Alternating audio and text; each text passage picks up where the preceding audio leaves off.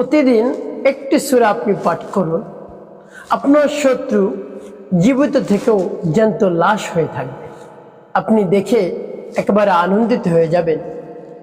শত্রু যদি এই অবস্থা আপনি দেখেন যে জীবিত থেকেও সে জ্যান্ত লাশ, তখন আপনার মনের মধ্যে তৃপ্তি লাগবে, আনন্দ লাগবে।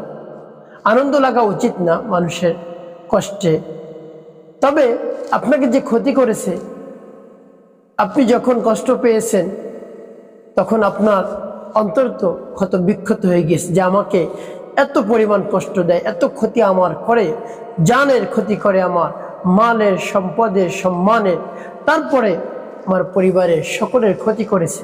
সে সময় তো আপনার অন্তরটা ফেটে গিয়েছে কষ্টে। এখন তার একটু কষ্ট দেখে আপনার আনন্দ লাগবে, এটাই স্বাভাবিক। প্রিয় ভাই বোনেরা, শত্রুকে আপনি একেবারে জীবিত থেকেও জ্যান্ত লাশ বানিয়ে দিন। আপনি প্রতিদিন এই সূরাটি পাঠ করুন, অবশ্যই শত্রু একেবারে জীবিত থেকেও জ্যান্ত লাশ হয়ে থাকবে। আপনার কোনো কিছু করতে পারবে না, শুধু তাকিয়ে তাকিয়ে সে দেখবে, আর কিছু করতে পারবে না আপনার।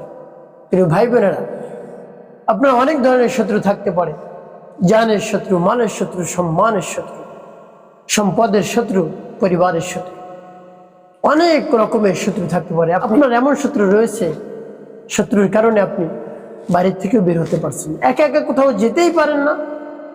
পরিবার থেকে বাধা আসে যে তুমি যেও না, তোমার শত্রু আছে, সে তোমাকে মেরে ফেলতে পারে। এরকম হয়, দেখবেন এরকম হয়ে থাকে। মানুষ নিয়ে বা সাথে লোকজন থাকে, তারপরে বের হতে পারে, এছাড়া সে বের হতে পারে না। এতই শত্রু থাকে, দেখা যায় চতুর্মুখে হামলা করে শত্রু, চতুর্দিক থেকে হামলা করে। প্রিয় ভাই বোনেরা, এভাবে জানের শত্রু, তারপর সম্পদের শত্রু, সম্পদ নষ্ট করে, আপনার সম্পদের ক্ষতি করে। আপনি মনে করেন একটা ব্যবসা বাণিজ্য দিয়েছেন, যে কোনো একটি পণ্যের ব্যবসা বাণিজ্য দিয়েছেন, সে আপনার ক্ষতি করার জন্য কি করে? হয়তো পাশে আরেকটি দোকান দিবে, নাহলে অন্য যে কোনো মাধ্যমে আপনাকে ক্ষতি করার চেষ্টা করবে, যেন আপনি কোনোভাবেই ব্যবসায় লাভবান হতে না পারেন। প্রিয় ভাই বোনেরা, এভাবে যদি হয় তাহলে শত্রুকে জ্যান্ত লাশ বানিয়ে দিন আপনি, জীবিত থেকেও সে জ্যান্ত লাশ হয়ে থাকবে। প্রিয় ভাই বোনেরা, আপনার সম্মান নষ্ট করে, হাটে ঘাটে, মাঠে বাজারে, রাস্তাঘাটে, যেখানেই আপনার সাথে দেখা হয় এমন এমন কথা বলে, আপনার সম্মান নষ্ট হয়ে যায়। আপনার সম্মান নষ্ট হয়ে যায়। সে তো একজন অসম্মানিত ব্যক্তি, আপনার শত্রু। আপনার তো সম্মান রয়েছে, সে জানে যে সে একজন সম্মানিত ব্যক্তি, তার সম্মান নষ্ট করলে সে ক্ষতির মধ্যে পড়ে যাবে। এজন্য আপনার শত্রু আপনার সম্মান নষ্ট করে, সে সময় আপনার দেহ তো, অন্তর তো ক্ষত বিক্ষত হয়ে যায় কষ্টে, যে আমার সম্মান নষ্ট করে এরকম। কিন্তু আপনি কিছু করতেও পারেন না, বলতেও পারেন না। যদি আপনি কিছু বলেন, তারপর দেখা যায় জুলুমের মাত্রা আরো বাড়িয়ে দেয়। এই জন্য আপনি কিছু বলেন না, ভয়। তারপরে পুরো পরিবারের উপর শত্রুতা করে, আপনার পরিবারের মধ্যে ঢুকে এমন এমন কথা বলবে, পরিবারটা একবার ধ্বংস। দেখবেন একজন অন্যজনের সাথে লাগিয়ে দিয়েছে, অর্থাৎ ঝগড়া লাগিয়ে দিয়েছে, বিভেদ লাগিয়ে দিয়েছে। এভাবে করে শত্রু, এভাবে ক্ষতি করে, একেবারে আস্তে আস্তে বুদ্ধিমত্তার সাথে সে ক্ষতি করে। প্রিয় ভাই বোনেরা, এভাবে যদি আপনি দেখেন আপনার শত্রু আপনার ক্ষতি করে আর আপনি কিছুই করতে পারেন না, যদি আপনি কিছু বলেন তারপরেও সে জুলুমের মাত্রা বৃদ্ধি করে দেয়, তাহলে শত্রুকে জীবিত লাশ বানিয়ে রাখুন। একেবারে জীবিত লাশ হয়ে থাকবে আপনার শত্রু। আপনার শত্রু আপনার কিছুই করতে পারবে না।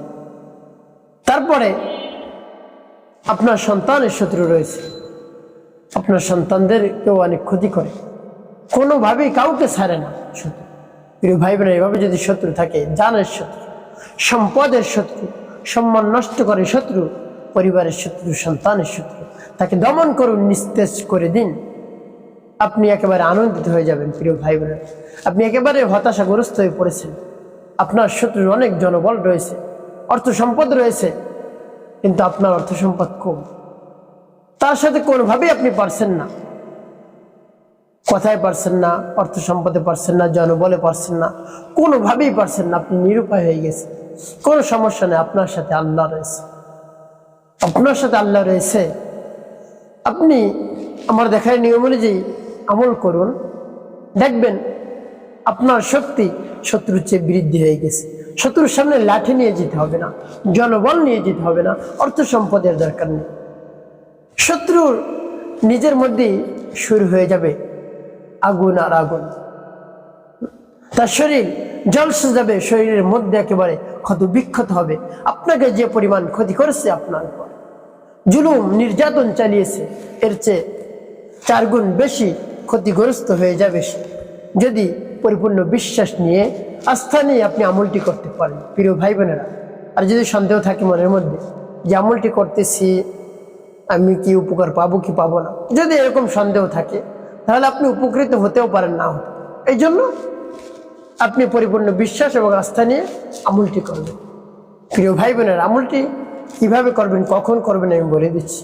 প্রিয় ভাই বোনেরা, সকলের কাছে একটি অনুরোধ থাকবে, যখন ভিডিওটি দেখবেন আমলটি করবেন, ভিডিওটি না টেনে না কেটে দেখার চেষ্টা করবেন, তাহলে সঠিক নিয়মে আপনি আমলটি করতে পারবেন। আর যদি কেটে কেটে দেখেন তাহলে অনেক জায়গায় বাদ পড়ে যেতে পারে, আপনি সঠিকভাবে আমলটি করতে পারবেন না।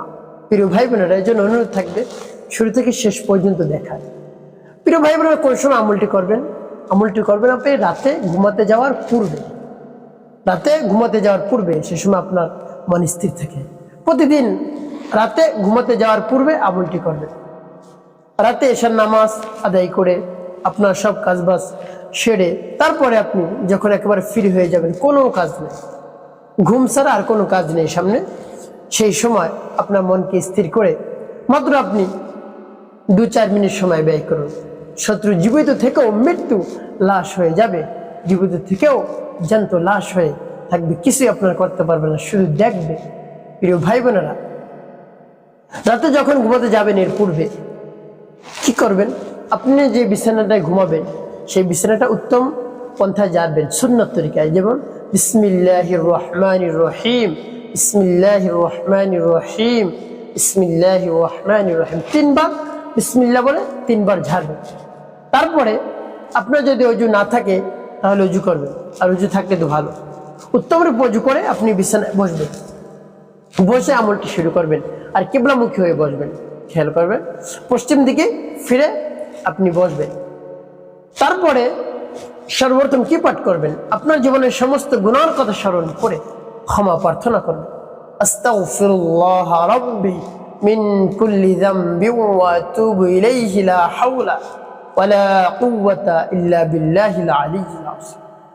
এবং যখন ইস্তেগফার পাঠ করা হয়ে যাবে, তারপরে নবী সাল্লাল্লাহু আলাইহি ওয়াসাল্লাম মুহাব্বত নিয়ে, ভালোবাসা নিয়ে দুরূদ শরীফ পাঠ করবেন, সাল্লাল্লাহু আলাইহি ওয়াসাল্লাম, সাল্লাল্লাহু আলাইহি ওয়াসাল্লাম, সাল্লাল্লাহু আলাইহি ওয়াসাল্লাম।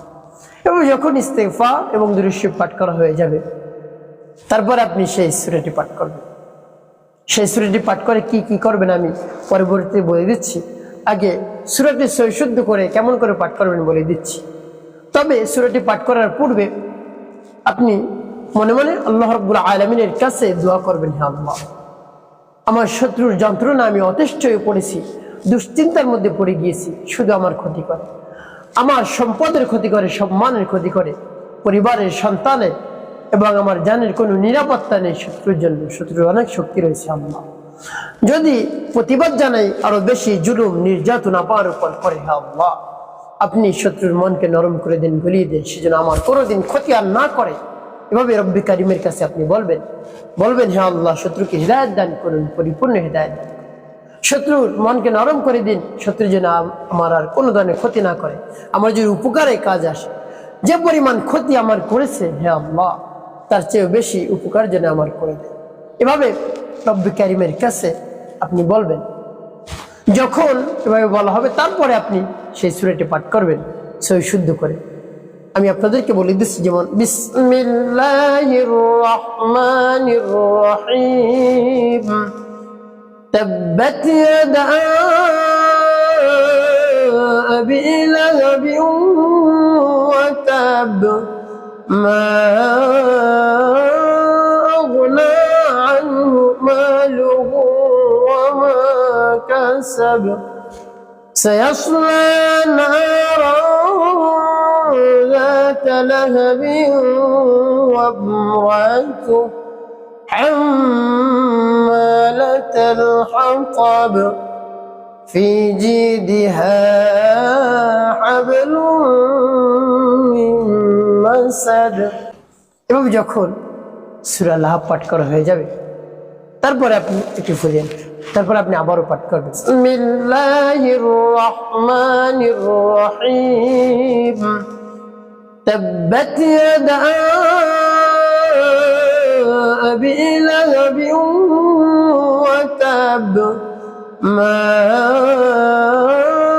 আগনা আনহু মালুহু ওয়া মা কাসাব سيصلى نارا ذات لهب وامرأته حمالة الحطب في جيدها حبل من مسد। পাঠ করা শেষ, আবার একটু ফিরে তারপর আপনি মনে ধরেন আবার সূরাতুল লাহাব পাঠ করবেন বিসমিল্লাহির রহমানির রহিম তাব্বাত ইয়াদা আবি লাহাবিন ওয়া তাব মা আগনা আনহু মালুহু ওয়া মা কাসাব سيصلى نارا ذات لهب وامرأته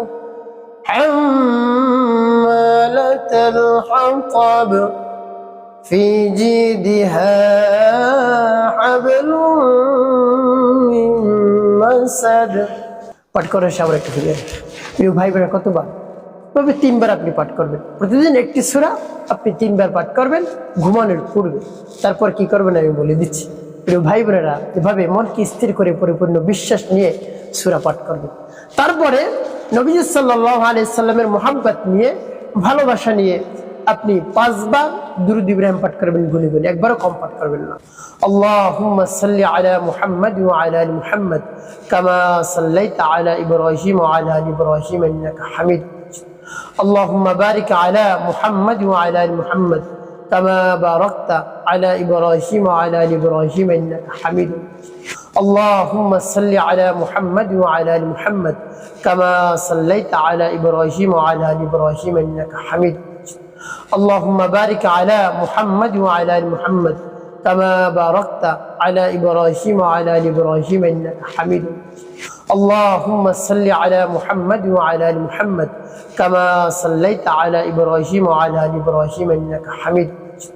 اللهم بارك على محمد وعلى ال محمد كما باركت على ابراهيم وعلى ال ابراهيم انك حميد مجيد. اللهم صل على محمد وعلى ال محمد كما صليت على ابراهيم وعلى ال ابراهيم انك حميد مجيد. اللهم بارك على محمد وعلى ال محمد كما باركت على ابراهيم وعلى ال ابراهيم انك حميد مجيد. اللهم صل على محمد وعلى ال محمد كما صليت على ابراهيم وعلى ال ابراهيم انك حميد مجيد. اللهم بارك على محمد وعلى ال محمد كما باركت على ابراهيم وعلى ال ابراهيم انك حميد مجيد. اللهم صل على محمد وعلى ال محمد كما صليت على ابراهيم وعلى ال ابراهيم انك حميد مجيد. اللهم بارك على محمد وعلى ال محمد كما باركت على ابراهيم وعلى ال ابراهيم انك حميد مجيد. তবে যখন দুরূদ ইব্রাহিম 5 বার পাঠ করা হয়ে যাবে, দুটি ফু দেবেন। প্রিয় ভাই বোনেরা, আপনার আমলটি করা শেষ। এখন আপনি কি করবেন? আপনি সেই বিছানায় বসেই রাতে রব্বে কারিমের দরবারে উত্তোলন করবেন, হে আল্লাহ, হে আল্লাহ, আপনি হলেন আমাদের মালিক, আমাদের খালিক, আমাদের হায়াত দাতা, জীবন দাতা, রিজিক দাতা। হে আল্লাহ, আমাদের সকলকে মাফ করে দেন, জিন্দা মুর্দা সকলকে মাফ করে দেন, আমাকে মাফ করে দেন। হে আল্লাহ, আপনি হলেন আমাদের রব, আপনি আমাদের খাওয়ান, পড়ান, হায়াত দেন, রিজিক দেন, সব কিছু আপনার হাতে, কুদরতি হাতে। হে আল্লাহ, আমার এই সমস্যা দূর করে দিন। আপনি স্যার আর কেউ পারবে না এই সমস্যা দূর করতে। হবে আল্লাহ, আপনার শরণাপন্ন হয়েছে, শত্রু আমার চতুর্দিক থেকে হামলা করতেছে, আমি কি করবো? নিরুপায় হয়ে গেছি, কোনো প্রতিবাদ জানাতে পারছি না। আল্লাহ, আমার জনবল নাই, শক্তি নাই। আল্লাহ, আপনার কালামের শরণাপন্ন হয়েছে, আপনার কালামের বরকতে আল্লাহ শত্রুকে দমন করে দেন, নিস্তেজ করে দেন। হ্যাঁ আল্লাহ, শত্রুর জন্য শায়েস্তা হয়ে যায়। হ্যাঁ আল্লাহ, এভাবে রব্বে কারিমের কাছে পরিপূর্ণ বিশ্বাস নিয়ে আস্থা নিয়ে বলবেন, অবশ্যই আপনি উপকৃত হতে পারবেন। প্রিয় ভাই বোনেরা, একটি কথা মনে রাখতে হবে, 5 ওয়াক্ত নামাজ আপনাকে আদায় করতে হবে, মানুষের খেদমতে কল্যাণে কাজ করবেন, অবশ্যই আপনার জীবন হবে সুখময় এবং শান্তিপূর্ণ ইনশাআল্লাহ।